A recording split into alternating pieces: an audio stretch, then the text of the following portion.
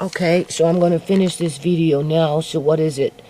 February 7th of 2025 at 7:43 or so in the morning. We're at 5 degrees. Where are we? There we go. We're at 5 degrees Celsius, which is 23 degrees Fahrenheit. My son has been out of the house for almost an hour, so he's working right now until about, he said he'd get home around 4:30, which is reasonable. So he's working right now in 23 degrees Fahrenheit weather because he's a tree cutter, right? So hold on a minute. Okay, this is what it looks like. It's freezing out here, people. Like really, really, really cold. And then they expect him to come back home at 4:30 after leaving the house at 7 in the morning. Okay, this is routine, I guess, from a city's perspective, to bust up wood stumps because they're weather worn, or to, what do you call it? Gather up planter pots and bust up compost boxes and that kind of stuff so they can have them loaded up in this thing in freezing weather with wet, saturated, frozen wood after he's been outside since 7 o'clock this morning. Okay, you do the math. And then you tell me they're not trying to injure him? Okay, they knew this cold snap was coming, people. So, and also too, they got to do their public humiliation, right? They have to do their public humiliation by having this big ass bin, you know, show everybody in the neighborhood, right? Who's the boss, who's in control, right? In terms of, if you don't follow the rules and pay out of your fucking nose, you know, the big bins are gonna come and you're gonna get wiped out. Yeah. It's fucking freezing out here, people. Okay. I swear they're trying to do something to my son. Oh yeah. It is February 3rd of 2025. 9:44 in the morning. You can see AM.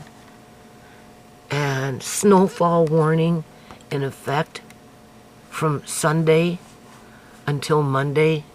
I don't know. Anyway, right now it's minus 6 degrees Fahrenheit, Celsius, which would be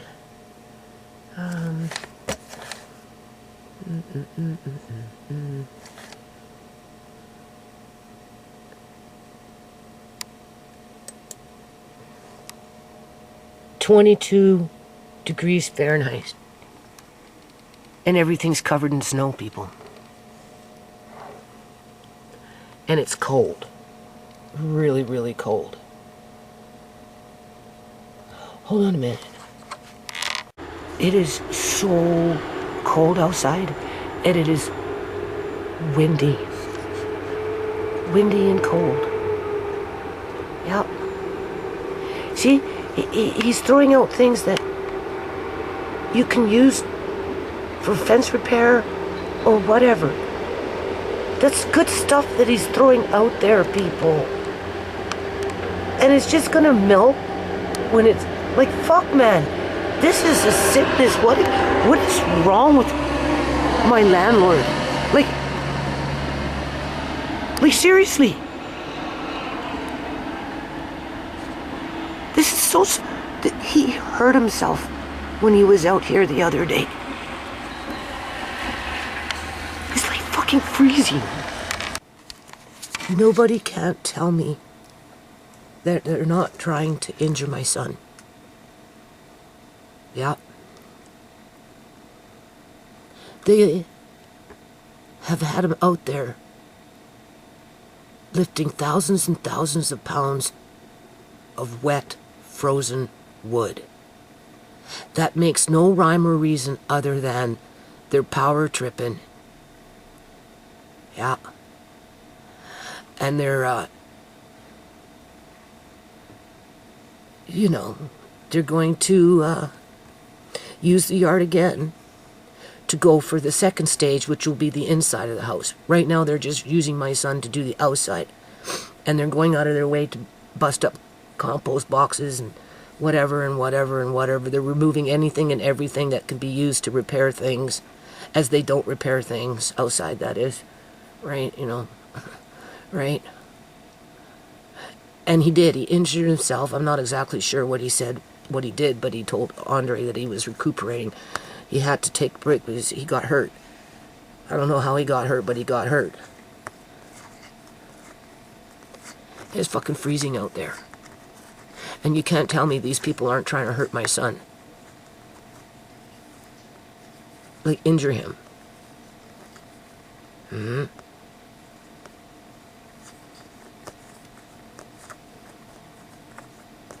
As they're plotting and scheming how to hurt the rest of my family. Me and the kids. Yeah. Because that's what they're doing. They're plotting and scheming how to hurt us. So they can get rid of us. They have to hurt us first to get rid of us. They have to build their case first to get rid of us. They have to use their yard with the city's assistance to get rid of us.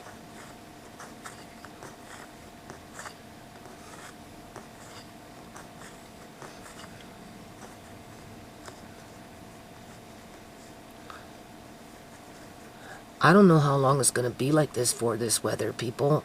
He can't even go to quote-unquote work in this kind of weather.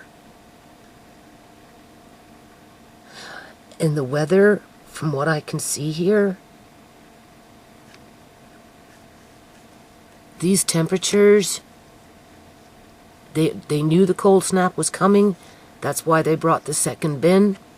They want to hurt my son. They want him to get injured.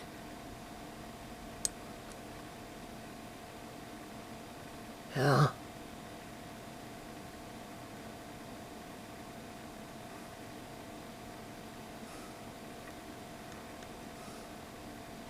Because if they injure him, it will be easier to get rid of me. Just like if they medically kidnapped Uncle John, had Sierra lured to her death, had Shimei murdered in the house with her murder covered up, and yada-yada-yada. What it did is it just isolated my family down to a little teeny-weeny box, which I'm now locked into even more, as I'm being robbed, as my son is being injured while I'm being robbed and having to pay for it. Like, it just gets uglier and uglier and uglier. Right?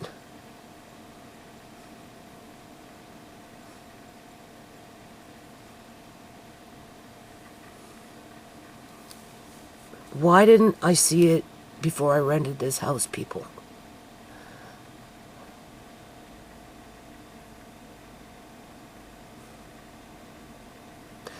Why wasn't I strong enough to leave this house when the pipes were backing up? Every outlet in the house was sparking, and clearly it took well over a year and a bit before they fully got fixed.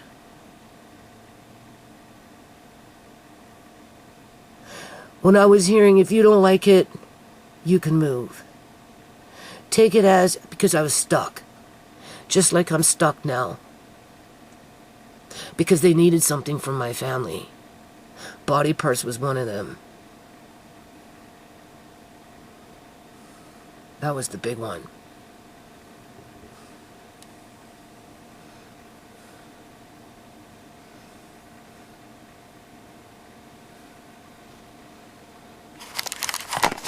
Okay, so February 5th of 2025, February 5th of 2025, it's about 25 degrees Fahrenheit right now, at about 10:20 in the morning. Now, what's the best way of dismantling a family if you wanted to kick them out? take out the man. And what's left behind? Women and children. Take out the man. Injure the man. Right?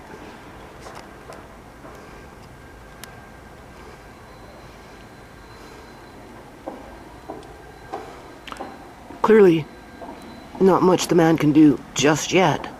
But as soon as the weather warms up, he's right back out here looking for weather-worn wood. And what happens to wood when it's wet? It looks weather-worn. Right? Lifting thousands and thousands and thousands of pounds of water-saturated frozen wood after he's told to bust it up because a compost box behind a rabbit hutch looks weather-worn, or whatever. Or whatever. Take away the materials from the person who did actually work in the yard for 14 years. You know what I'm saying? So they have nothing to work with, and then hold it against them, even though that's not routine yard maintenance. There was nothing routine about this place, people. Anyway, I just wanted to document this, so hold on a minute.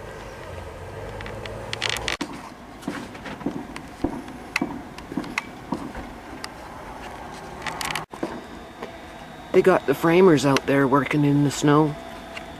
So I guess they figure if the framers can do it for a paycheck, Marcane can do it.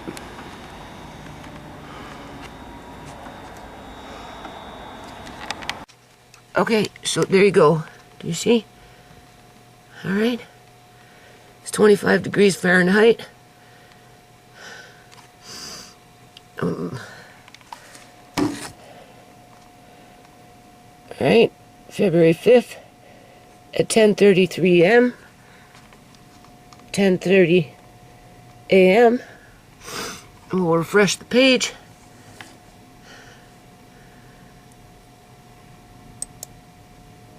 Oh, now it's 26 degrees Fahrenheit. Okay. So, it's February 6th of 2025. It's 8:30 in the morning. 8:38. My son has been gone since 6:30. He went to work. It's 26 degrees Fahrenheit currently, and of course there's snow everywhere.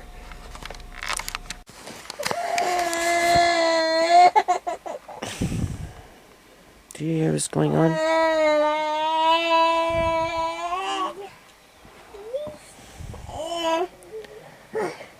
Mari's trying to poo. Mm-hmm.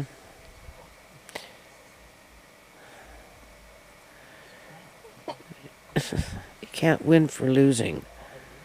No, but you know what?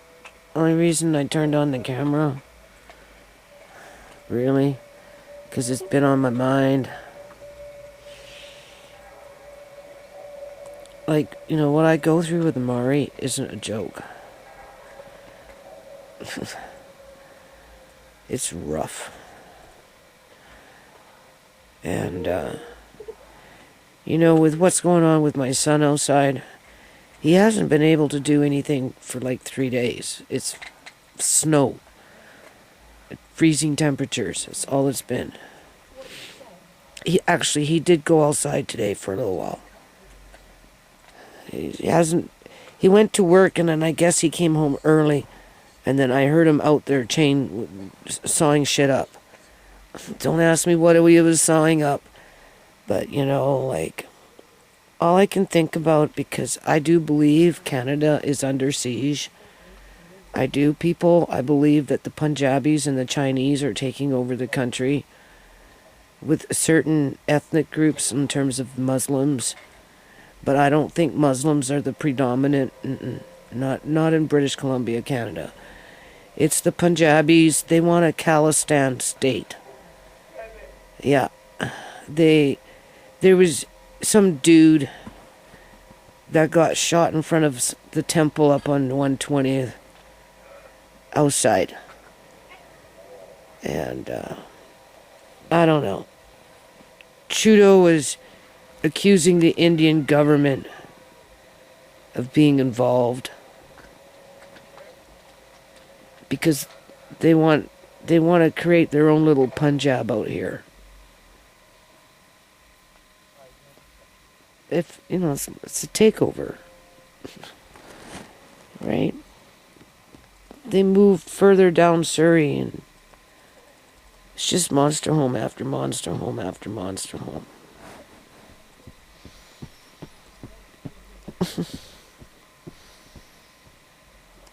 And I mean, what do people do when they invade?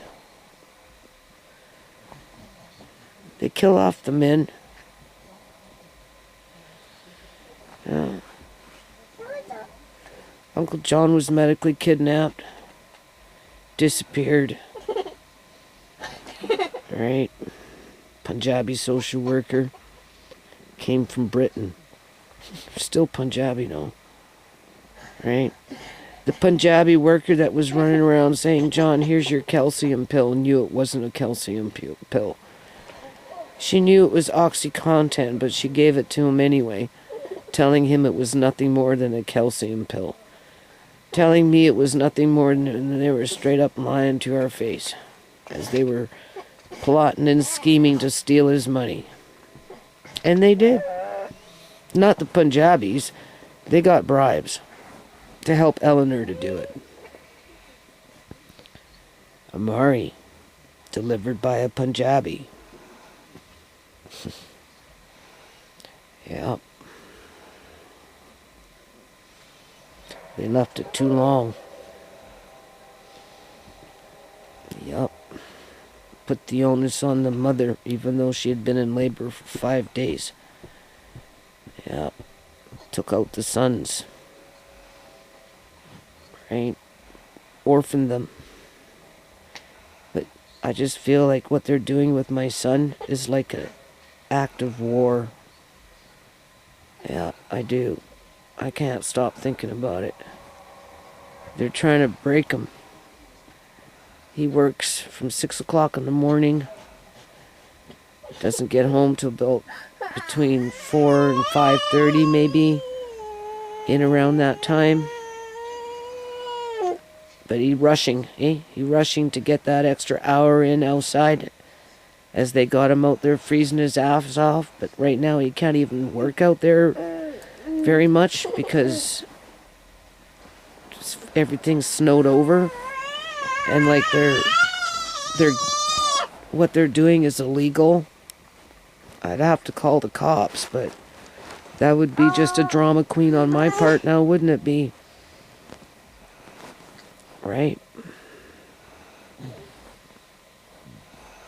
I mean, if they take out my son, what's left? Me with Amari and Andre. And they wiped out my family. Yeah. You know why they bring in these immigrants with 5 to 7 kids? The ones that are assisted by the government. It's because the family allowance pays for the rent. That's why they bring them in so large. And they stuff them 5 to 7 in a 3-bedroom apartment. Now those apartments are going for $2,800. But you need 5 kids with the federal baby bonus, family allowance, right? In order just to be able to meet the rent. Yeah, same thing with those people next door. They have 5 kids, 2 adults. Alright, they got their welfare check. They get their federal baby bonus, and the federal baby bonus is enough to pay probably $2,500 now for the top floor. I think when they first moved in it was $22,000. And they've been there for a couple of years now, so 2-3 years. I don't remember exactly how long they moved in, but it's been a couple, 2-3 years anyway. So they're probably paying 24 maybe now, 25, I don't know. Depends how greedy the landlord is. It really just depends on how greedy the landlord is. And then they got the UN soldiers downstairs. A whole bunch of single Punjabi men.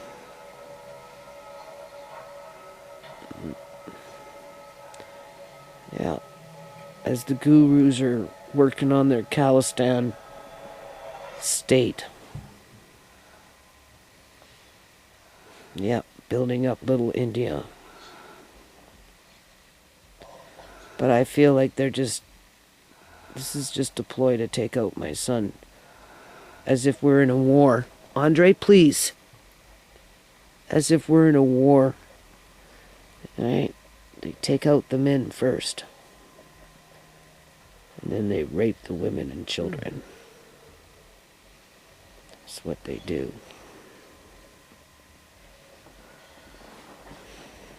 When you're at war, that is. That's what people do.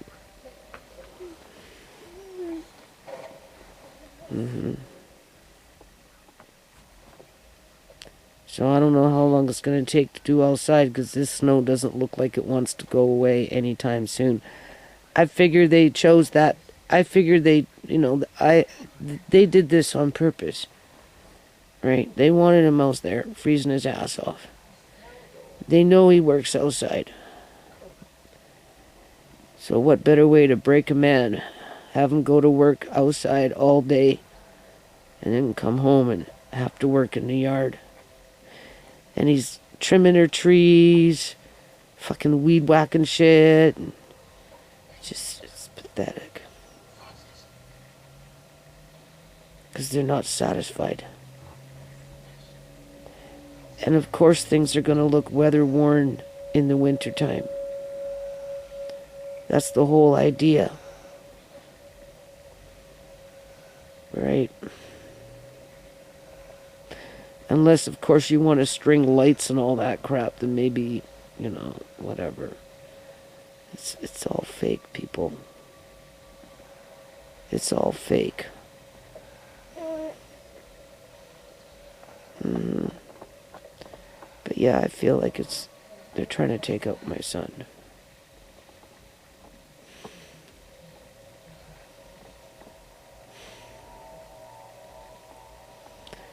The more they get more vicious, it just seems to be that way.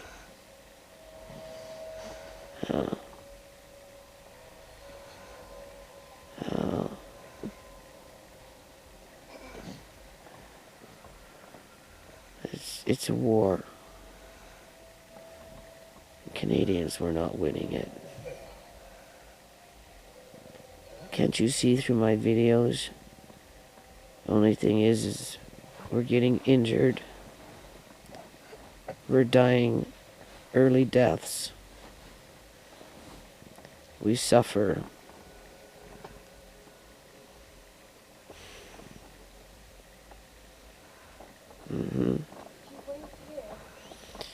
And then in comes the immigrants with their baby bonuses to pay the fucking rent. Yeah. Yeah. And a lot of them, I don't know. I don't know how they plan on surviving. No. Some of them just start selling drugs. Yeah. Like Frenchie next door. He doesn't live there. He just knows them. Probably a cousin or something. Yeah.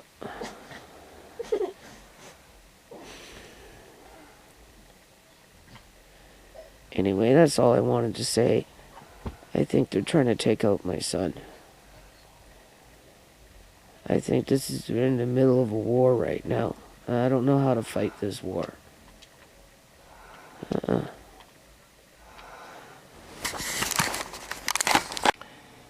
Okay, so what is it? February 7th of 2025 at about 5:45 in the morning. So I'm just working on my playlist, right?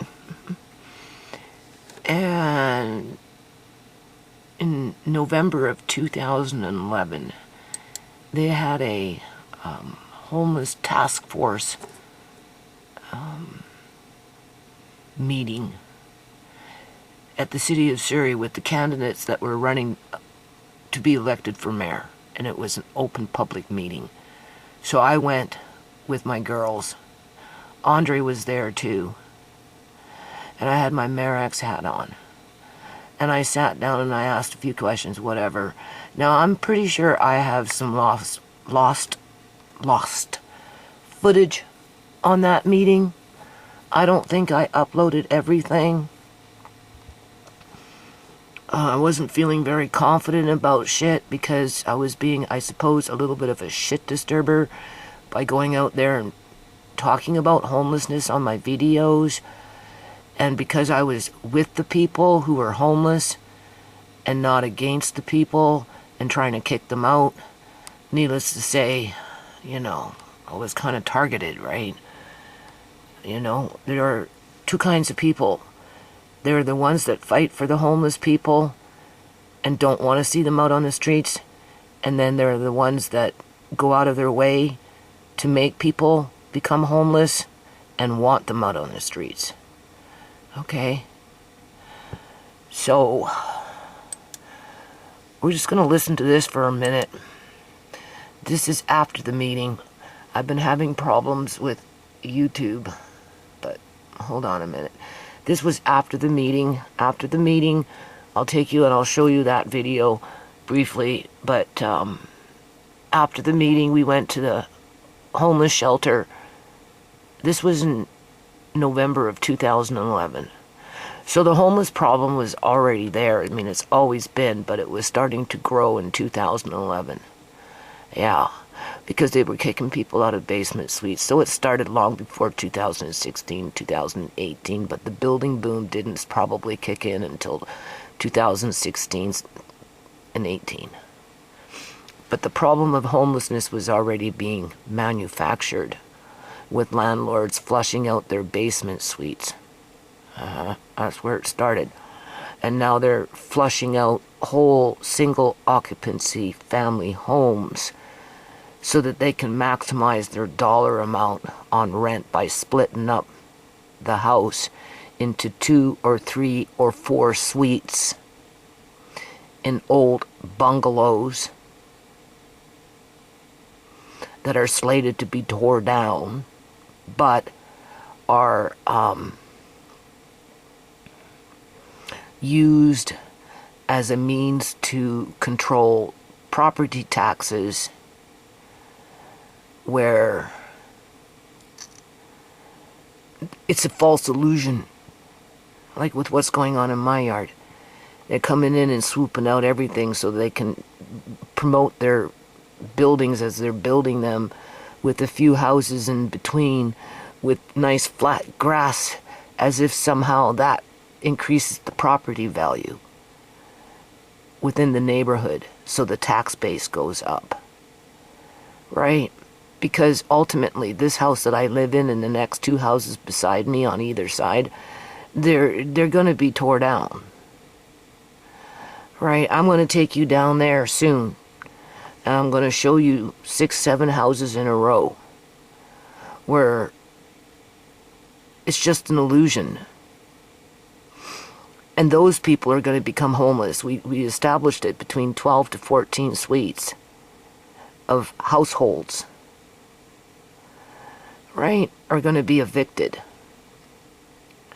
And through that eviction, some will become homeless. Some will end up dead. Some will go into foster care, right? Some may even end up in mental institutions. Okay, because don't forget, the government brought in the law through the with the ability for doctors, I suppose, because it takes 2, right, to sign people off into mental institutions much faster and quicker than ever before. But there's a reason for it, because people are breaking down. That's why. They have to hide them. So they got to scoop them up as they're falling through the cracks through this process. Anyway, these are the things that I wouldn't say I talked about in detail like I do now, because now I'm in a whole different ball game, right? You know, a lot of shit's happened to my family, and I've gone through a lot of experiences, and, you know, blah, blah, blah. And I'm still facing dire issues and consequences around the actions of those who create the homelessness for profit, right? But in these days, I wasn't feeling insecure about my housing. I was just trying to be a community activist and do the right thing by the foundation for all people. All right, okay, so... But I think we should listen to this, because it makes sense. And it's still like this today, because my landlord's son seems to think that it's okay for them to evict me, and then for the government just to come in and house me because I'm blind. And therefore, is he saying that I'll get the house? Let me see if we can put this on somebody's face. So, here, Sierra, let me talk with these people and give me the... Okay, so... Okay, yeah. So Mayor X Okay, that's down what with I'll the say. people, right? This is And I'm being brave. I'm being a Mayor X. what it's about. So, if you're going to run for mayor, maybe some... Okay, so this is up by the homeless shelter, right? And I just came back from the all-candidate mayoral meeting to discuss homelessness, right? That was growing in the community. And it was an open forum. And I like to bring my girls with me to be a positive role model and to get them in touch with local politics and to be proactive to solve social problems, right? So that's why they were there, because, you know, I always encourage them to get involved, to be proactive, to end blight, B-L-I-G-H-T, blight.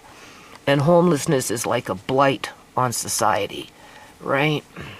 But I suppose if you got blight over here, you're going to have over here, you know, the pristine, perfect illusion of what being successful is, even though it's fake, right? We're over here, you know, there's a cost to it, people. So anyway, let's just listen. Some of these people need to come out here and actually be with the people. So we're going to talk about the people. You know, we're going to get the people's opinion. Are we on? We're on. We're on. Yeah. But you know what? They got $9 million last fall. So he's talking about the City of Surrey in, I guess, fall of 2010. Got $9 million from somewhere to deal with the growing homeless population that was happening in Surrey at that time. Okay? That's right. And I cannot believe that they've actually spent that $9 million on the homeless. No, they haven't You know spent what? it, though. That's the thing. Come on, let him talk. The homeless. That's Sierra. That's what he said. I cannot believe that they actually spent $9 million, because nothing was changing out there, people. Is just, in parentheses, the homeless is only an issue. It's a name that they use to gather up bucks. That's what it's all about. And what they're doing is they're employing. They're doing nothing for us fucking guys. Okay. Nothing. Okay. Nothing. Okay. Now, you have to remember, in 2008, I was up in the same area, and I planted a community garden out there with a bunch of those people that were living out there at that time in tents and whatnot, right?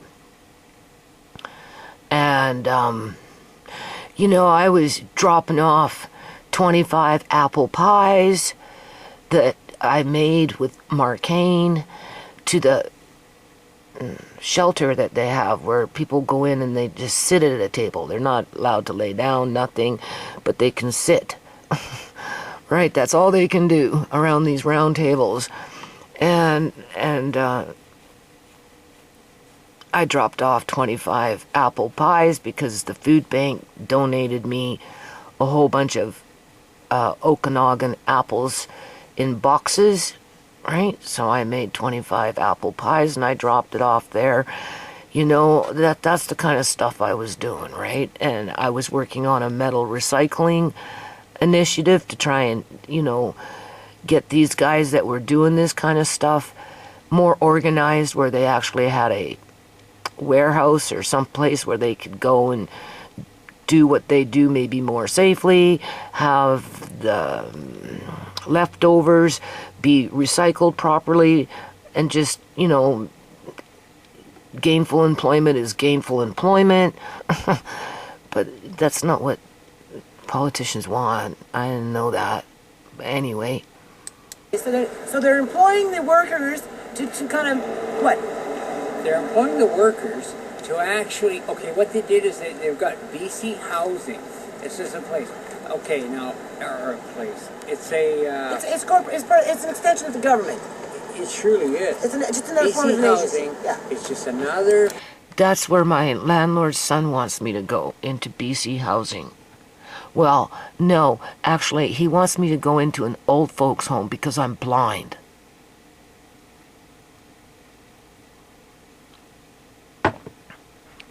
Yeah, that's exactly where he wants me to go. Fucking name to gather up bucks on this end. And that's just on the nice side. At the end of the day, he couldn't give a rat's ass where I went.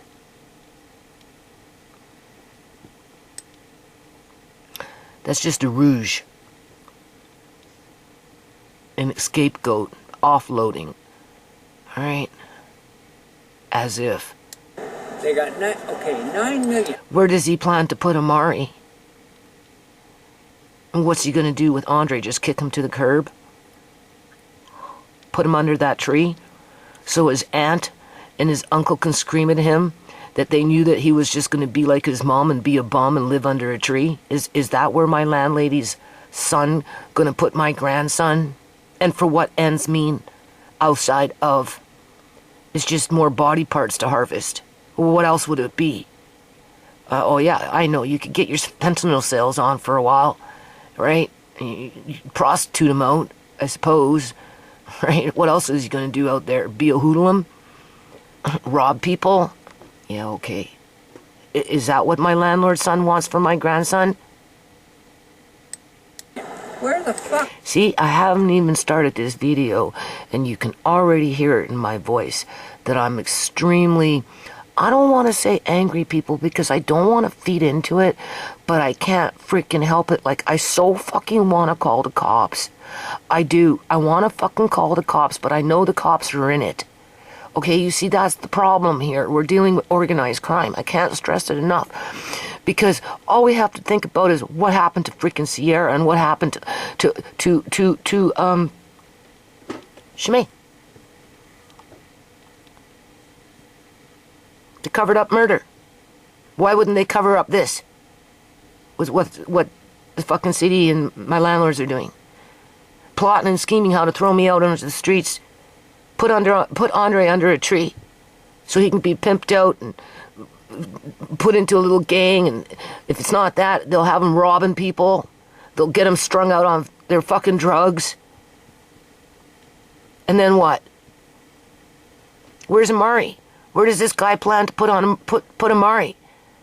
And since when did this guy become my fucking keeper man, where he can punish me and lock me up like a dirty fucking secret and make the taxpayers pay for it? Like, what gives him that kind of power where he can just do that? And that's assuming that the government would even care to take my ass and put it anywhere. Because the last time I checked, poor people get the streets. Only the ones with the money end up in the care homes because you have to pay for the fucking care home. It's not free, people. The only reason Joan was in a care home is because she was paying out of her pension for the services. Same thing with John. They both had government pensions. Right off the top, They take like 70% for their care in these care homes. 70%. That's under the Patient Property Act. That's a different fucking legislation here. And as soon as I start thinking legislation, oh my God, I start getting angry. Yeah, because it's rhetoric. What this guy is going to tell you is rhetoric on the governmental part of things. My videos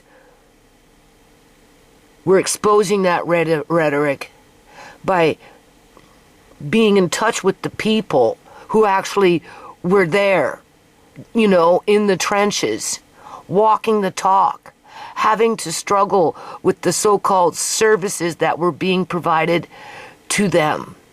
As more and more were ending up out on the streets, including Sierra, because by the time December of 2012 came along, those funky social workers threw her out onto the streets in the middle of winter, turned her into a junkie, and then left her out there for 8 years to be pimped out. Period.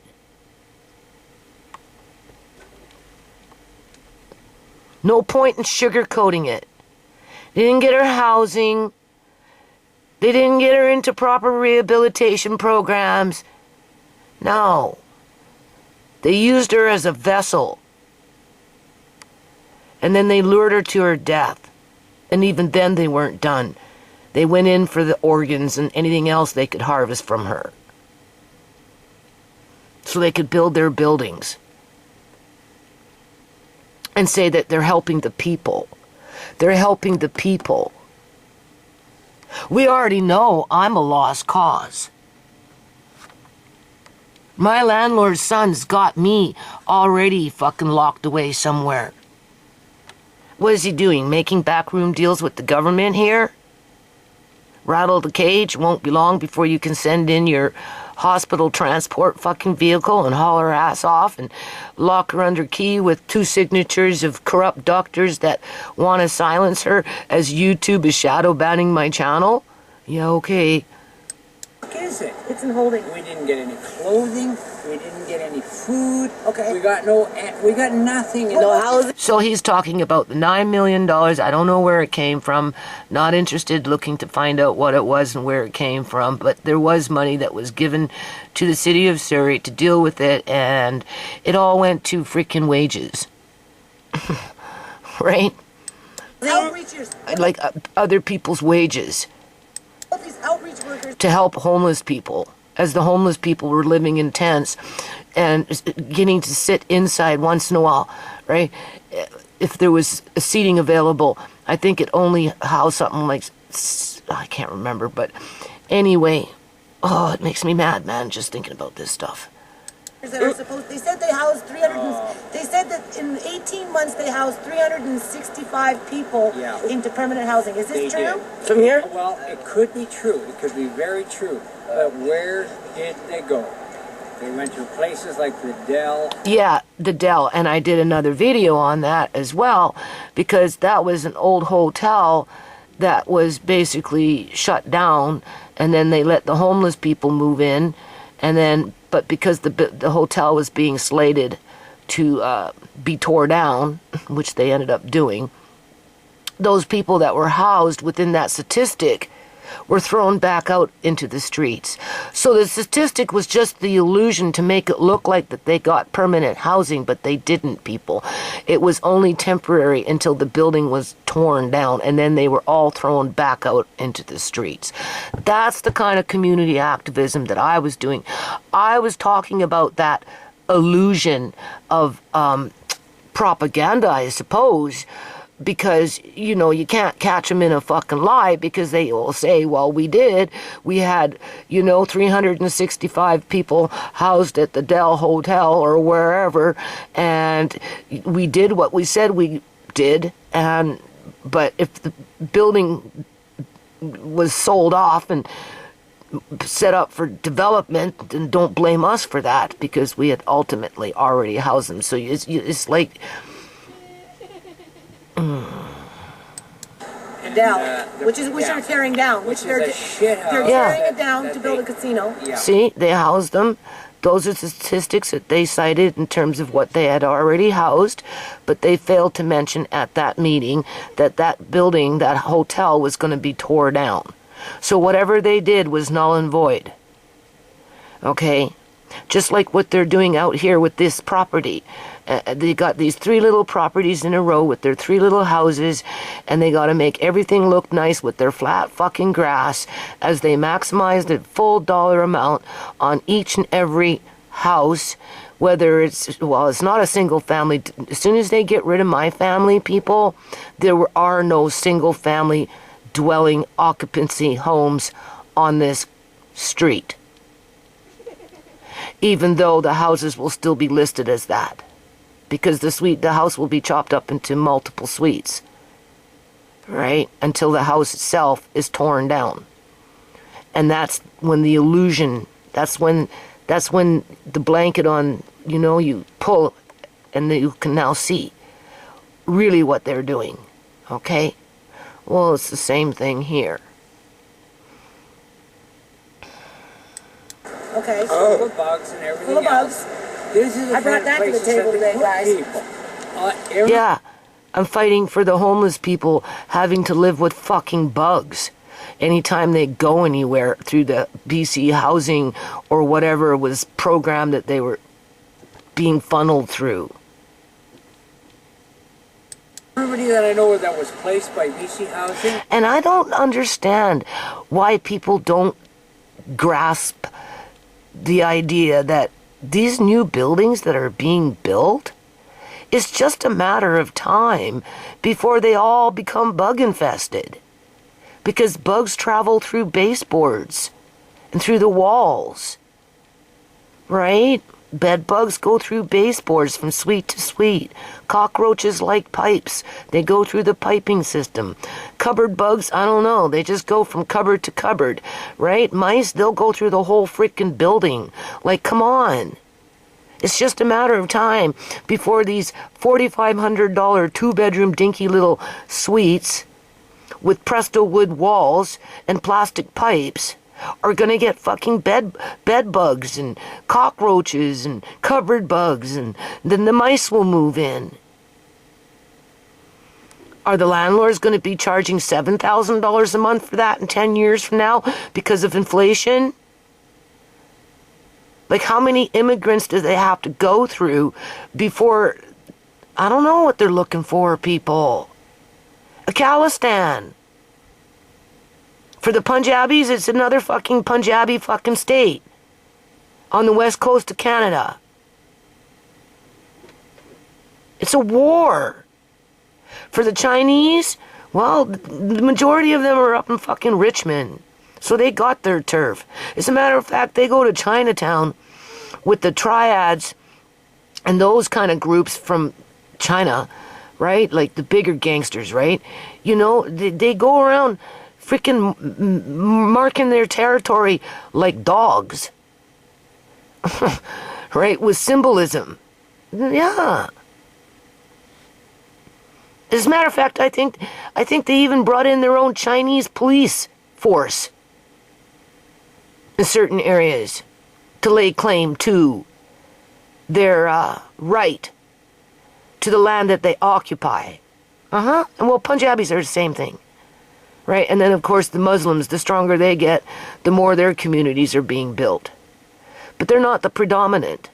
The predominant are the Punjabis and the Chinese. Are displaced. Everybody that I know, there's only maybe a very few. I can about 6 people that I know that are still in their housing. Okay, so it's why did they farce. get displaced? How did they get? Once they were placed, how did they get displaced? They got displaced because of the way that things are. The places that they were put into, they're full of bugs. Full of they're bugs. Full of fucking. So is that, you heard that? That's 100% coming from his fucking soul here, people. So what? Is that the care that I'm going to get at the direction of my landlord's son? being like that he likes to put himself out there and be a fucking I don't know what, because he's sure in the hell not a community activist. I can tell you that right now. No. I don't know what kind of fucking stripes he's got on, but to me, like war. This is war. Okay? And as a community activist standing in my fucking shoes, well, if I could call it out then, people, I can call it out now. It's a farce. Yeah. Is that what he's got for me? I don't. He hasn't told me where he's putting Amari yet, though. And he hasn't told me what he has plans for Andre, being that he took everything away from him, and Andre can't really do anything in the yard anymore. And even if he does, we're all fucking paranoid now to do anything, because it will just be used against us for that false image to tear down the house after it's all said and done. You gotta fake the funk until the house is tore down.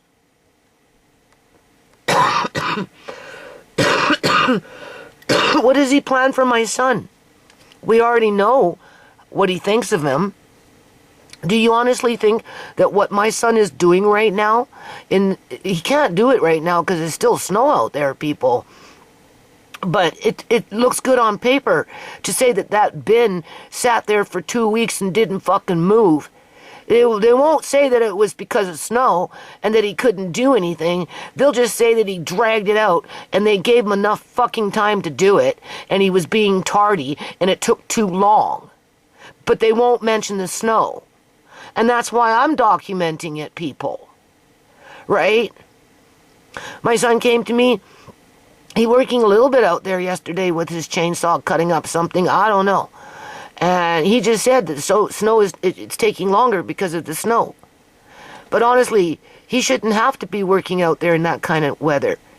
Right? Doesn't matter if it's freezing rain, fucking sleet, or snow, or even fog for that matter, being that the fog in some areas of town is being documented to be toxic. Right? Because of chemicals and all this shit or something's going on it's in some areas it's already been tested to see what's in it. Do you honestly think these people are going to respect my son after it's all said and done? Because he was man enough to do the job all by himself without complaining? And right? And he saved them thousands of dollars and was a good, if your son took that away, don't blame us. Blame him. He's the one who loaded it up in a truck. Yeah, but you're the one who told him to put it in there. Right? But do you honestly think they're going to respect him after this? Hell, they don't even fucking respect him right now. Okay? They don't. Want to be bad. South Asian. A lot of landlords are South Asian. We have a problem with that. What? And these buggers are all taking advantage of this. They're all taking advantage of it. They're talking about the Punjabis, people. That's what he's talking about. Right? Yeah, because they were throwing out people for no reason other than to raise the rent. Okay. Apartment buildings, though, they don't necessarily own the apartment buildings. These are corporations, but the corporation is doing it as well. Corporation's the worst one. With the apartment buildings. The majority of the apartment buildings out here, I'm finding... See, you'd have to go back into immigration stats into 2010, 11, and 12, and to see what type of ethnic group was migrating more to Surrey than other ethnic groups. And in terms of what numbers, right, whether they were men, women and children or families, right, and then to get an idea of what communities are developing over a period of time as others are being replaced. cockroaches, bed bugs, and mice. Yes. Through all of them. Yes. All of them. From Yes. one building Yes. to the next building to the next building. And then they wonder why we're pissed off. Yeah, exactly. Right? Exactly. You know what? Hey, we can go on for. I'm always itchy, man. Oh, I'm itchy, baby. Thank you. I can help you. Okay. All right. So we got some apples for the guys. Hey guys, I'm starting a recovery house, I think. Huh? So I'm looking for. Yeah, I was trying to start one, people, but fuck, you can't. Like, it's on lockdown. Poverty's on lockdown. The people that run the streets with controlling the homeless people, they got everything on lockdown. It's all done through grants, and you have to get city approval, and then there's codes, and like, they make it impossible, right? Because, you know, there's money in trafficking people. 10 people to start. Okay, there's one, there's two.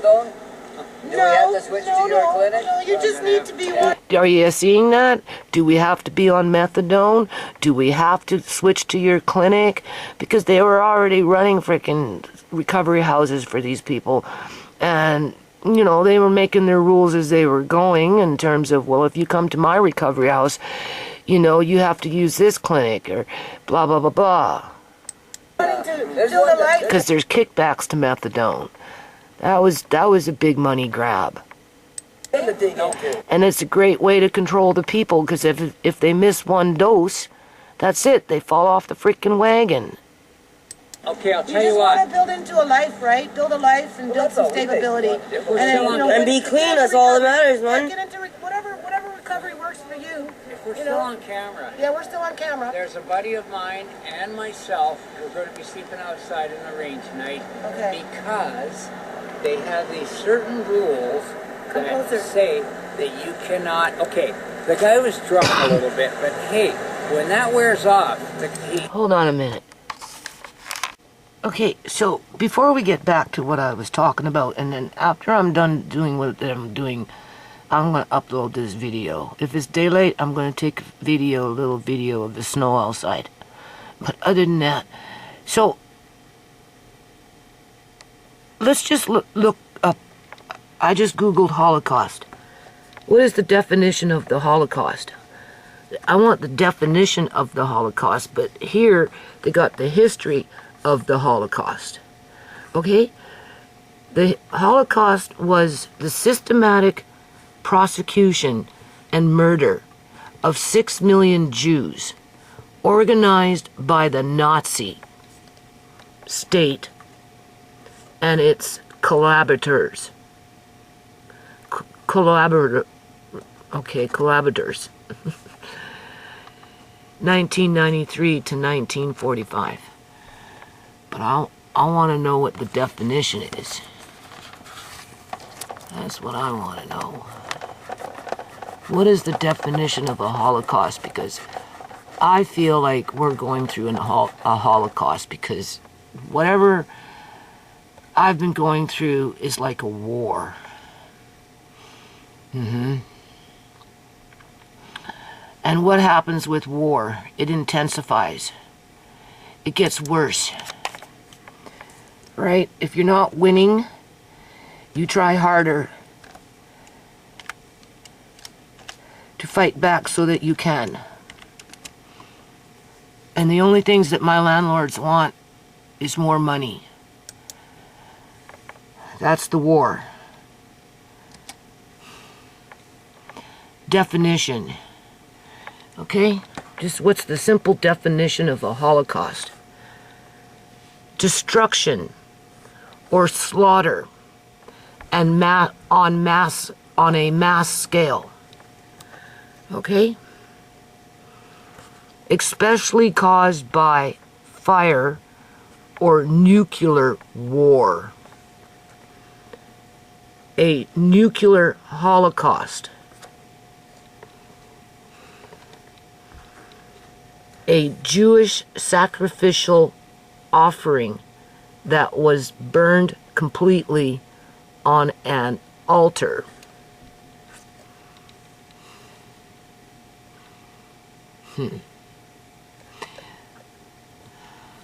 Well, This is where you want to get an encyclopedia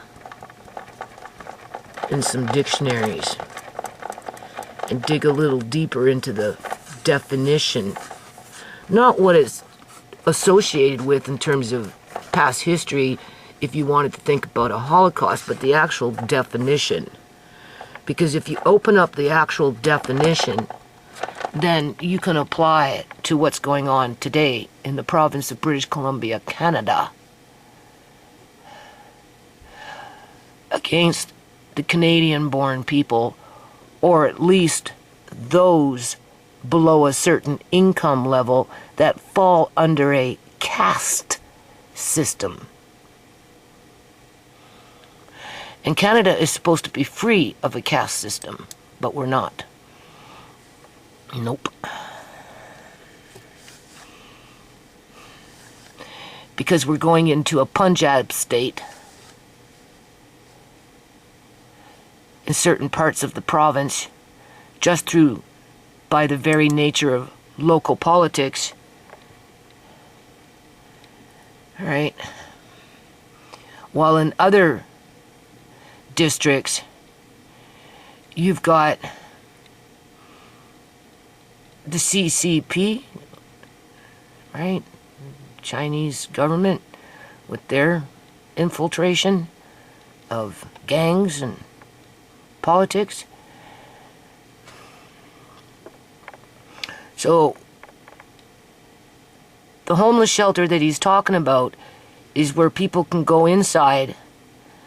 They only have a limited number of seats, and they can sit at a round table, from table to table to table. They had 2 bathrooms, but one was broken, and 1 shower. So 1 bathroom, and they were nasty people. I went inside, and they had 1 shower for, I don't know, 100, 200 homeless people throughout the month on the books, but there was more going through the place than that, right? And I guess, you know, when people are in that situation, and you have to remember this was in November, so it would have been cold, you know, they drink to sleep.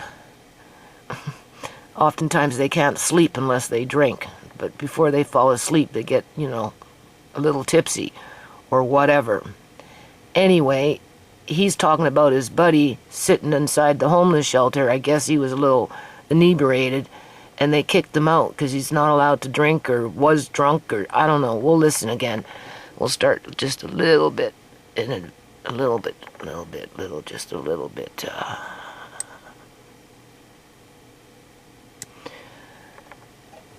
What happened? Because they got kicked out, and they had to sleep out in the rain. Didn't even have tents, it sounds like. When that wears off, he's just normal. And okay, so let's just take it back a bit so we get a fresh start. And that's another thing. What has my landlord, I want to say her son, but even her whole family, what have they done for the community? Where is their community activism? Where are they putting themselves out in front in the line of fire to speak on behalf of the public and social needs, right? And human rights, right? At least I have history. At least I went out and I fought some kind of fucking fight versus being a warmonger so that I can accumulate wealth for myself as I build in a caste system through a I don't know how to say it, because I never really thought about it, people, but you know, it's just another rabbit hole to go down. If you got a bunch of Punjabis think like everybody else, that they're the only ones on the planet who are going to make it someplace after they're dead. The only problem with them is they don't believe that there's life after death. So once they're gone, who fucking gives a shit? It's what you get now that counts. And it's ingrained in them from birth, right? So, after a while, for many, it's like being a zealot. You know, you meet a zealot Catholic, or you meet a zealot, overzealot, being zealous, right? Taking it to the whole new level. You're an extremist. So much so that you become kind of unreasonable with it, right? And overbearing. Well, that's what Punjabis do. Right along with, I suppose, Christians, when they get to be overzealot with their religion. Freaking Mormons, Jehovah's Witnesses, just the whole 9 yards, right? So, I live in a Punjabi community, and I deal with Punjabis. I've been dealing with Punjabis my whole fucking life. So it's not like I'm just talking out of my ear here, right? And plus, they don't leave me no choice, because they're the majority, even though they like to play the minority card and call racism 100 years ago, so they can get the sympathy of the government to continue with whatever politics that they're playing at the time, even though it's destructive and can be ruthless and could be considered acts of war. When you crunch the numbers and get into a fucking Holocaust here, okay? This, what you're watching here, is the first signs of the Holocaust coming up through the dirt. Okay? It hasn't even come into bloom yet. Okay? It's now into bloom, because now they're tearing down 7 houses at a time. And they're going from block to block to block to block, from district to district to district, which pushes out thousands and thousands and thousands and thousands and thousands and thousands and thousands and thousands and thousands and more thousands, and then throw in some 10,000s of people into homelessness across this province. Then it becomes a Holocaust.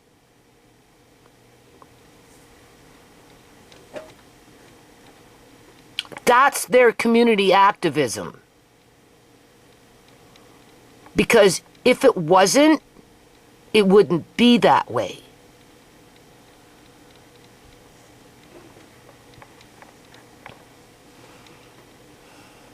So, their goal, stay focused, is to create a Khalistan, I'm pretty sure that's how you pronounce it, a Khalistan state outside of Punjab, which has brought organized crime syndicates to Canada that originate from Punjab.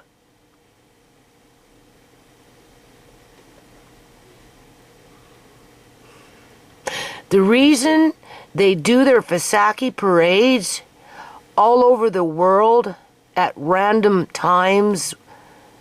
One year it will be in Surrey, Canada. Another, British Columbia, Surrey, Canada. Another year it will be in India, in such and such a place. And next time it will be maybe in the United States. And that's where all the Punjabis from all over the world jump on a fucking airplane and go fly off, so that they can be videotaped and recorded on the news that 500,000 Punjabis all flew in from all over the world to participate in their Vaisakhi parade, where they invite anybody and everybody to participate because they're such nice freaking people. But as soon as they go back home, well, you have to look around you and see what they're doing. And if they're not out there fighting for the public, fighting for human rights, fighting for fucking justice for all, fighting for basic fucking, water, shelter, food, right? That kind of, safety. If they're not fighting for that for all people, and they're actually creating that problem, which they are,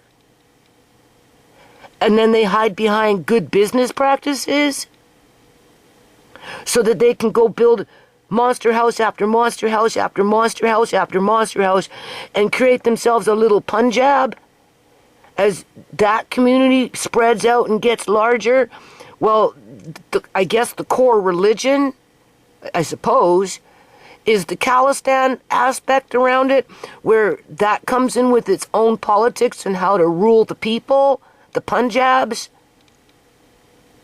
And being that they're expected to participate in Vaisakhi parades as a Punjab, there's rules to being a Punjabi. And that's why when children grow up, they're not allowed to talk to the opposite sex, especially if they're from a different ethnic heritage. Like Andre was told not to talk to the next door little girls, because my landlady said no, they won't allow Andre, their little girls, to talk to a little half and white black boy. She was specific. Would they have allowed them to talk to a Punjabi boy? Hard to say. But now, definitely not a half and black white boy. No fucking way. And she called Andre back and told him he wasn't allowed to speak to those little Syrian girls next door that moved in, who are approximately, I don't know, either or. They were at the fence. He went to the fence, and my landlord called him back, saying you're not allowed to talk to them because they're girls. And I said, why? Like, well, we don't let our boys and girls talk to each other. And he's not, like, he's not fucking Punjabi.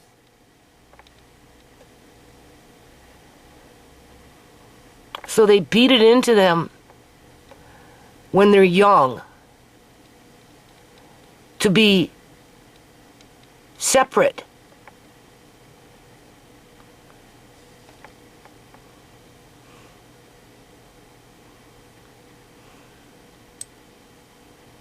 So why should they care about the things that I talked about and fought for, created a foundation for? Right? Because they're not community activist people. That's why. They're warmongers. It's normal. And shit, the guy didn't do anything. He's harmless. Yeah. I can name his name, but I won't. I want to just hear that again. It's just so depressed. You just need to be wanting to build a life. There's one to dig into. Okay, I'll tell you just what. want to build into a life, right? Build a life and build some stability. And be clean, that's all that matters, man. Get into whatever recovery works for you. If we're still on camera. Yeah, we're still on camera. There's a buddy of mine and myself who are going to be sleeping outside in the rain tonight. Okay. Because they have these certain rules that say that you cannot. Okay, the guy was drunk a little bit, but hey, when that wears off, he's just normal. And shit, the guy didn't do anything. He's harmless. Yeah. I can name his name, but I won't. Yeah. But you know what? This is a farce. They kick him out, and they do this, like, they just keep going on and on. It's called the fuckery. We know all about the fuckery, right? Yeah. If you're not perfect, you don't get a bit. Yeah. And when you're homeless, how the hell are you supposed to be perfect? So in the back, they had something like 20 or 30 beds, right? You know how that is. They have to show up at a certain time, stand in line, and hope to get a bed, right? So I guess he had a bed, but maybe he lost it that night. Yeah, exactly. And then in the front part were the tables with the chairs. So they hit on. Like I got a lot to say about this place. Who's that? Well, they hung him on the cross. Oh, Yeah, yes, no doubt. that's right. Yeah, I was gonna say. That's right. So this is great. Well, I'm glad I came out because if these people want to sit there and talk, they need to come out here and talk. They need to have their forum out here, and bring it to the core.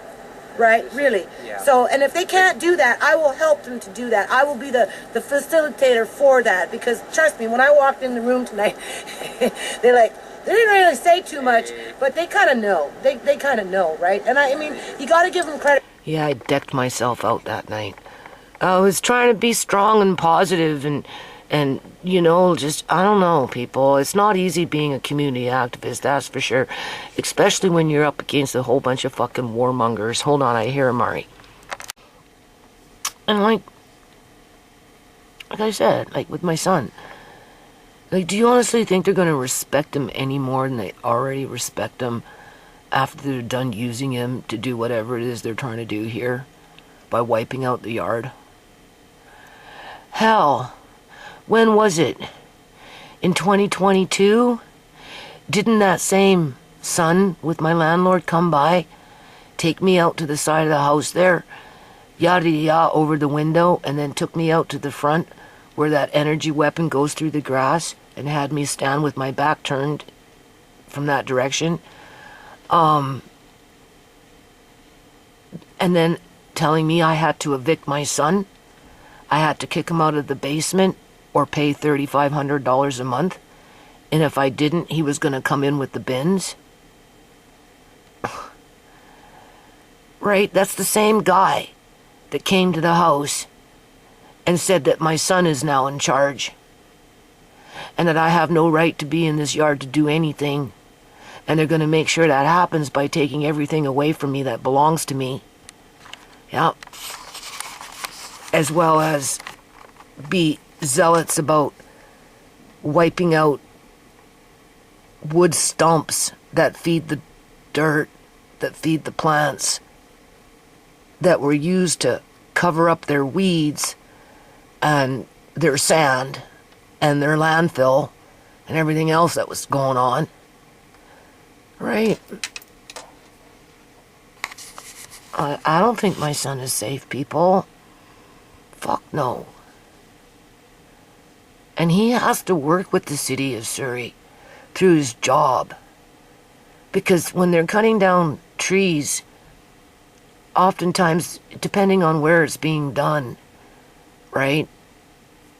You know, the city is involved because of logistics, right? Like one time, like it was like in a park area or something.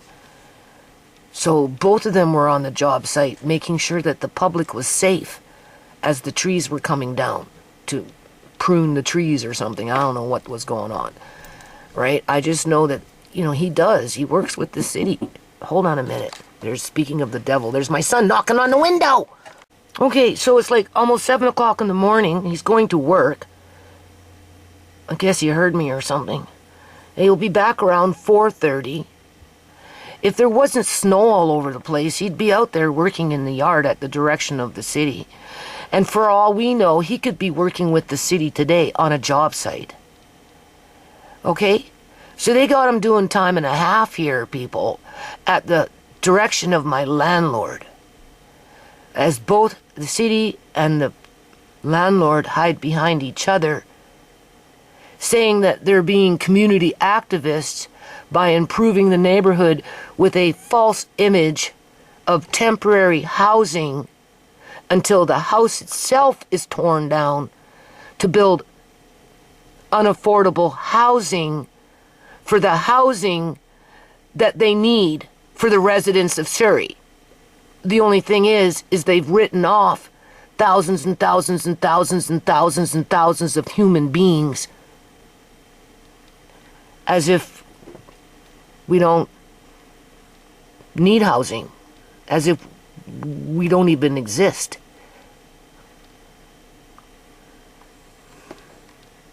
Except for maybe out on the streets.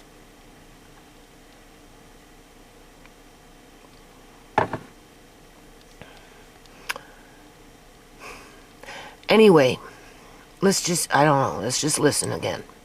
For trying, but they need to try a little harder, okay? Because we're talking about real people here, and you know, the quality of housing is crap, and it needs to be brought to the table. Nobody deserves to be living with bugs, mice, and cockroaches, and bed bugs, and all this other. And then eventually they came in with the modules, with the container style type, chop them up into, you know, little single occupancy dwellings per module, which soon became cockroach, bed bug infested, and God knows what, right? And a lot of people died in them. So statistically, though, it would say that a lot of single men were dying of fentanyl while in their homes. No, they weren't in homes, people. They were in modules, okay, that were prefabricated to temporarily house homeless people. And then they'd OD inside their cubicle because they weren't allowed to have anybody inside of them, and that was classified as a home on government official reports. Right? The crap. Yeah, just you because know. we're on the lower end of the money scale. Yeah. Hey, Don't shit. shit, you know, you don't deserve shit to live in. You know, Yeah. come on. Anyway, here's some apples. Well, we're at a stage now in 2025. We don't deserve shit to live in, period. He said crap to live in. I'm saying nothing. They don't want us to live in nothing. They don't care where we bounce to next. That's not what their community activism is about.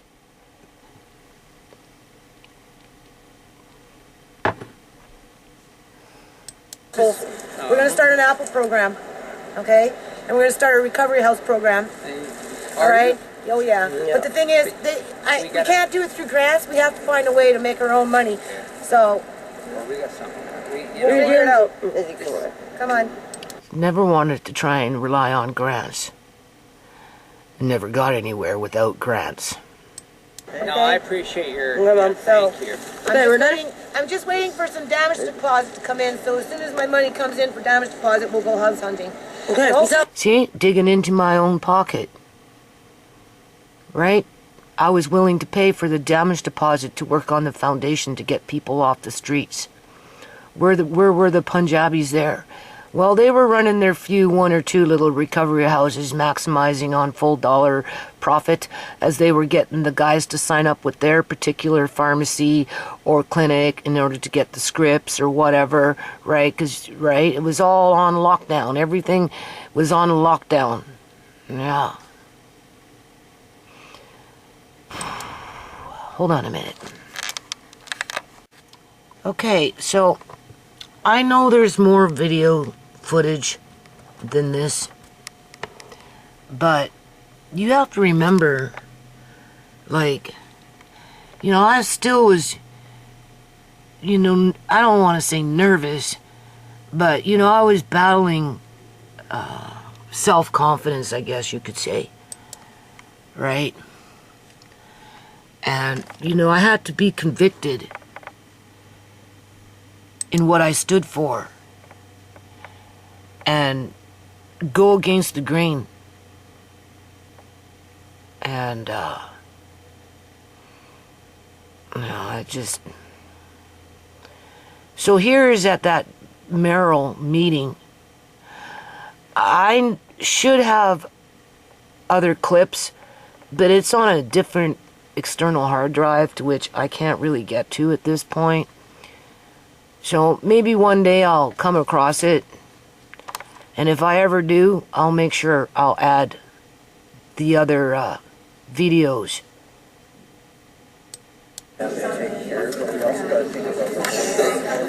See? I had Sierra there, Shimei there, and I'm pretty sure Tisha was there too, and Andre, because Andre was a baby at this point. You can hear him. That's right. That's Andre. I'm well aware that, you know, we have to have... So here I am in November of 2011 taking Sierra, an ex-drug addict,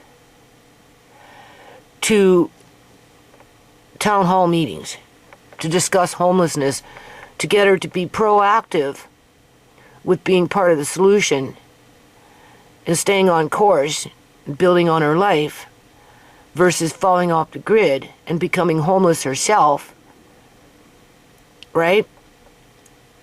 And, oh, people. Outreach for them. We can't save everybody. We just save what we can. You heard that. We can't save everybody. We just try and save who we can. That's a counselor wanting to be elected. And that's the spiel. But the thing is, even if it saves a couple of them, you know, it's worth the effort. Because if you don't try, you don't get. So I think we can do 90%. yeah. So that's well. I was talking about the Gateway of Hope model in Langley City, where they take them off the street and learn the trade. And I think that's where we can start here. Like the Salvation Army is a good provider. They actually have the best use of dollars for charity. They've been known to do that. Okay, thank you, sir. All right. So what I'm going to do is I'll just add this link into the description box. It was the Surrey Housing and Homelessness Task Force. Schedule all candidates meeting. So you got to go from table to table to table and discuss these issues, right? There was something I wanted to do here. Oh yes, I remember. I need to... Hold on a minute. Okay, so as I'm doing what I'm doing here, I guess I just finished this video. Now, I did phone the Landlords and Tenancy Act branch. I made inquiries. It turns out, see, all these years I didn't know. But anyway, it turns out that because it's a whole family living in a household, single occupancy home, with a whole family up and down, right?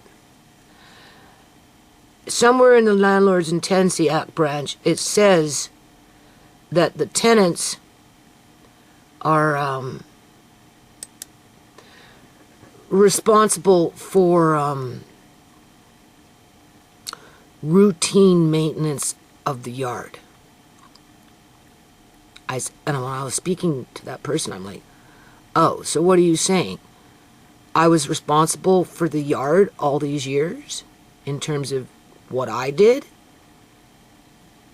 He goes, well, within, routine maintenance. He left it open. And I'm like, oh, after I got off the phone, right? I'm like, routine. Well, what does routine mean?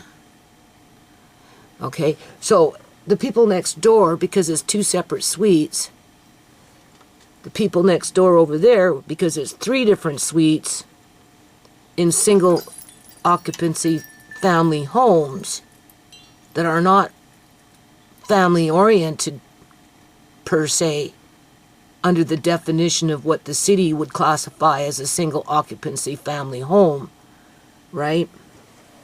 That's why when they started building the monster houses, they renamed them with multi-family homes, right, to accommodate the separate suites.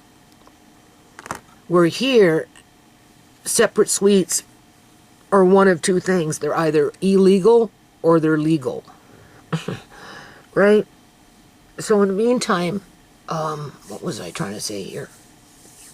Those landlords on either side of me, under the Landlords and Tenancy Act branch, are required to do the quote-unquote routine yard maintenance of the home, because there's more than one family unit living on the property.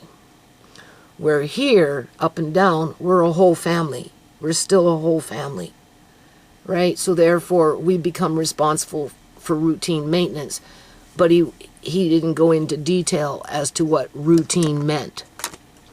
So of course, I'm now Googling, right? What does routine yard maintenance mean?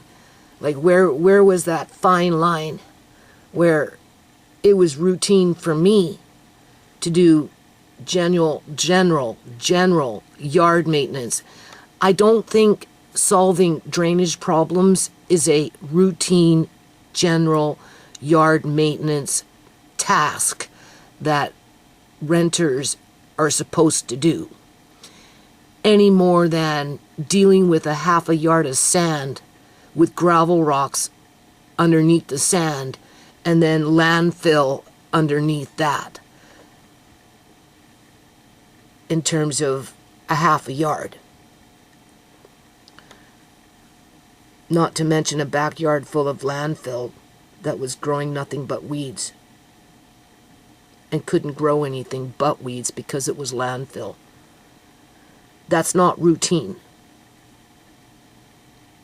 And neither was the morning glory infestation. So I just wanted to mention that. So I guess what my son is doing is he's making it where he can do routine maintenance on the yard after the fact of doing whatever the city and my landlords want. To which some of it he's in agreement with, because he doesn't want to have to worry about going around borders between the grass and the dirt. He just wants to, well, they want him to take out some borders too, right? I guess, so he can just mow over everything. I don't know, people. All I know is he's making it worse, and the weeds are going to come back with a vengeance. And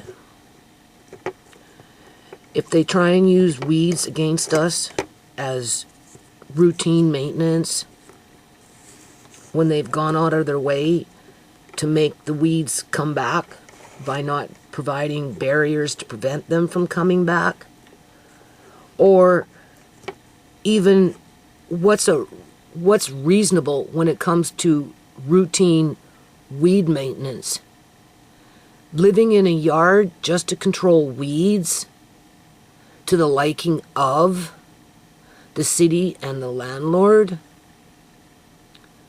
right? One expects grass. Well, how do you, if you want grass, then you better dig everything up and bring in some soil and give it a good 6 inches of soil out there wherever you want your grass. And I suppose you have to plant seeds or bring in sod or something, and even then the sod's not that great. And why would they do that if they're just going to tear down the house and dig up the fucking ground anyway? They wouldn't, right? But, like, where's the fine line when it comes to routine weeding?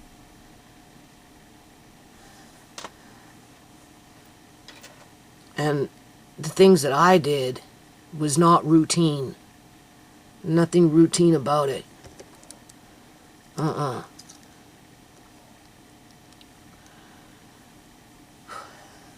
I just wanted to mention that. Laying down cement walkways to cover up mud and sand and landfill and weeds is not routine.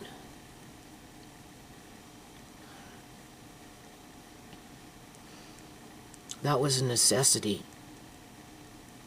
Otherwise, the mud was just coming into the house, and the grit and the sand and the algae and whatever was, it was either blowing in, it was washing in from the rain, creeping its way up and coming in at the bottom of people's feet, and it was getting on everything and anything because there was no proper shedding or sheltering to protect anything from the elements.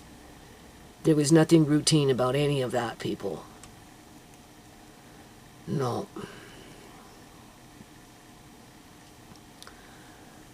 So, I don't know what these landlords are doing with my son.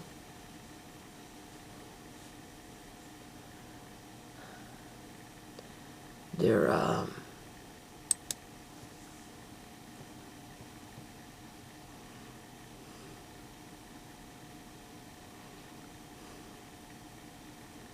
so like I said, it's like an act of war. Take out the man. If you take out the man, it's easier to attack the children and the women and the elderly.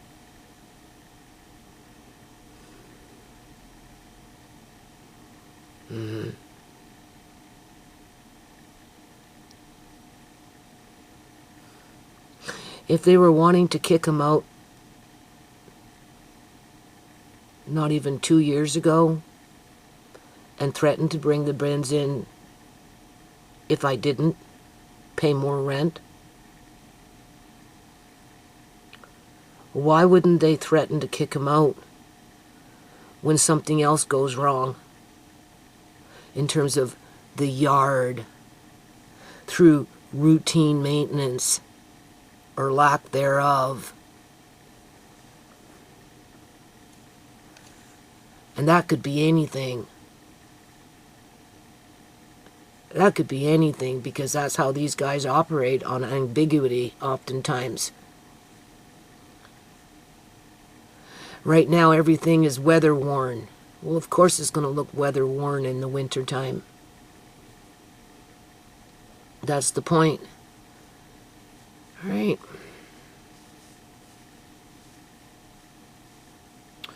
So I guess I'll end this video. I'll just going to provide these two. There's another one I found further up. And I don't know, maybe within a year, might take that long, for me to find some more of that council meeting on a different external hard drive that I probably didn't upload, right? Because, you know, I was already feeling heebie-jeebie by going out there fighting for the homeless people. And there was a lot of people who didn't want that because, you know, it's money in the bank for them. The more they can keep them on lockdown, the more they can keep them strung out, the more they can keep them into prostitution, the more that they can keep them out on the homelessness, out on the streets being homeless, the more they were getting out of it, right? Whether they were government employees or whether they were street thugs, somebody was getting something out of it. And the last thing those individuals wanted to hear was what I was trying to do in terms of getting them off the street and getting them into housing where they could rebuild on their lives, right? And like be genuine about it. Not just, oh, well, don't worry, the government will look after you, you're blind. They'll just put you someplace and you'll never go hungry. You always have something to eat. Well, are you sure about that? Right? And for how long? And since when did you become my God to decide my fate for me? Right?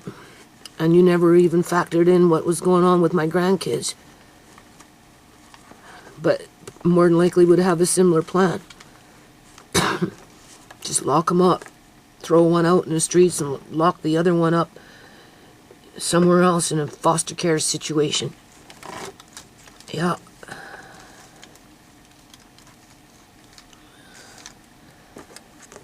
And then the family's completely wiped out. And that's a Holocaust. Yeah. Yeah. So yeah, where's the rhyme and reason in having my son in freezing weather busting up wood stumps that have been in place for years and years as either ornamental, in terms if you wanted to make it look forestry, right? Or to feed the ground, to feed the plants that were growing or whatever. I mean, where's the rhyme and reason in having him bust up them all in the middle of winter because they look weather worn, as they've been, like, you know, water saturated and then frozen? Because that's what they got him doing. That's not routine. There's nothing routine about that. He loaded up his truck and he dropped him off at some recycling center for that type of particular wood to make mulch. Yeah, so they could sell it after they make the mulch. They can sell it to the people. Right? Whereas it could have been dealt with in spring, and he could have taken a sledgehammer and busted them all up and then sprinkled out the wood chips around wherever to feed the dirt. That's why I say it's a godless yard, because they want dead dirt. Yeah. Why else would you do that if you don't want dead dirt? But they want him working hard. That's why. Because they're trying to take him out. That's like Eleanor Gilding holding Uncle John's inheritance, right? Hoping that, one, he would either die because he was 76 years old, and he'd die, and then they would just keep his inheritance and not say anything, right? Why else would you hold it for 14 months, people, if you weren't trying to keep it for yourself, right? Or they were hoping he'd end up in a hospital because of being 76, and that's exactly what happened. And then they committed, they medically kidnapped him. They commit fraud, everything. They redirected his mail. They illegally drugged him. They illegally detained him. They illegally transported him to Victoria in a hammock, sedated illegally. And then they kept him, right? And they stole his money, right? The people that worked together as a team to make that happen, where he ended up just being an old, lonely man all by himself, sitting up in a care home, waiting for his loving sister to come visit him after she stole all his inheritance. Well, I don't know, it's kind of like what these guys are doing, right? They're,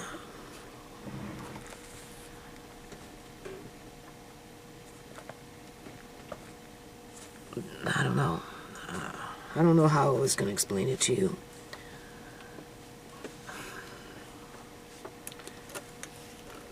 There's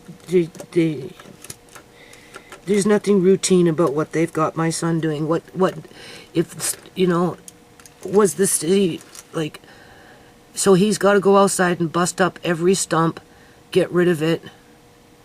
I guess they were hoping that he'd throw him into that bin so they could charge us for it. But he went off with Marina and I guess you could say donated it to their mulching system or whatever. And I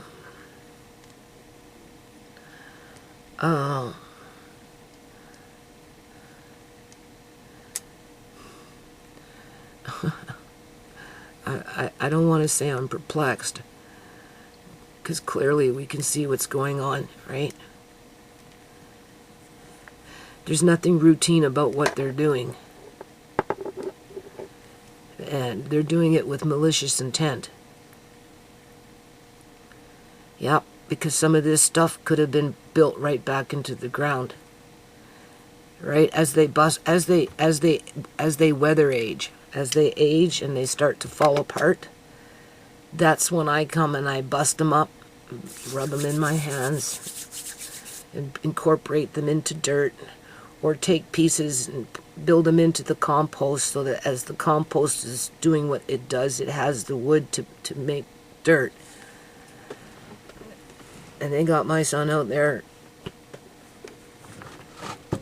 busting them up or hauling them off, paying gas to go deliver them someplace else so that we don't have to pay to throw them in the bin. Because for whatever strange reason, this is routine maintenance in the yard in the middle of winter. So yeah, I don't know if I finished saying this. So these two homeowners on each side of me, they're required by law under the Landlords and Tenancy Act branch, technically, to do the yard work because of the independent suites within the single family unit occupancy home. Whereas here, I guess we were required to do routine maintenance, but the yard, there was nothing normal about the yard, and there was nothing routine about yard maintenance when you're spending a growing season pulling out 50 bags of morning glory, big yard waste bags of morning glory, just to control that one weed. Not to mention drainage problems, rocks, sand, mud, algae, raccoon feces, cat feces, right? Crawling grit, right? Because when water hits landfill, because it's gritty, it flies back up and it gets into the air and it climbs, it crawls like grease, right? It's all over everything and you have to wash everything all the time. And I'm so afraid that once my son's done whatever he's out there doing, that grit is going to come back with a vengeance too, people. Oh yeah. But they don't care though. The landlords don't care because it looks flat and it's not going into their house. So what does it matter if it's not, if it's coming into our house?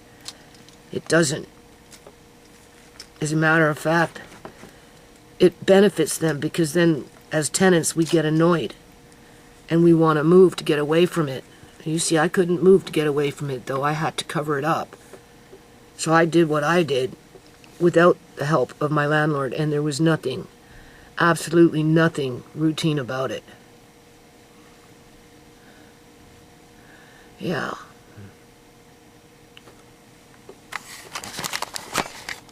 Okay, so I'm going to finish this video now. So what is it?